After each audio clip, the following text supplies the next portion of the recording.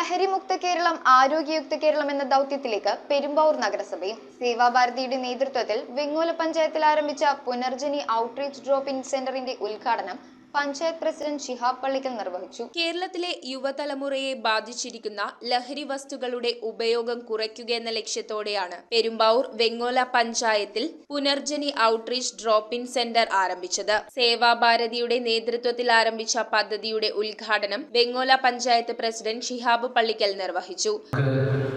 എല്ലാവർക്കും ഒത്തൊരുമിച്ച് ലഹരിക്കെതിരെ പോരാടുകയും ഈ നാട്ടിലെ അച്ഛൻ്റെയും അമ്മയുടെയും സഹോദരന്മാരുടെയും എല്ലാം തീരാവേദനയായി തീർന്നിരിക്കുന്ന ലഹരി മാഫിയയെ നിയന്ത്രിക്കാനും അതിൽ അടിപ്പെട്ടു പോയവരെ നമുക്ക് ജീവിതത്തിലേക്ക് തിരികെ കൊണ്ടുവരാനും നമ്മുടെ യുവതലമുറയെ സ്കൂൾ തലം തൊട്ട് നമുക്കവരെ ക്ലാസ്സുകളിലൂടെ ഉത്ബോധനങ്ങളിലൂടെ പറഞ്ഞ് മനസ്സിലാക്കി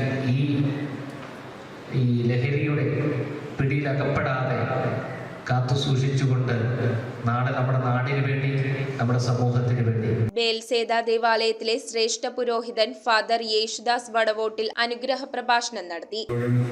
പോലീസ് ഉദ്യോഗസ്ഥന്മാരുടെ ഒക്കെ മക്കളൊക്കെ ഇതിന്റെ കണ്ണികളാണെന്ന് നമുക്കറിയാം. സംസാരിക്കുകയായിരുന്നു ഡോക്ടർ രാജുവായിട്ട് കാര്യങ്ങൾ സംസാരിക്കുകയായിരുന്നു. അങ്ങനെ ഇതിനെ തടയേണ്ട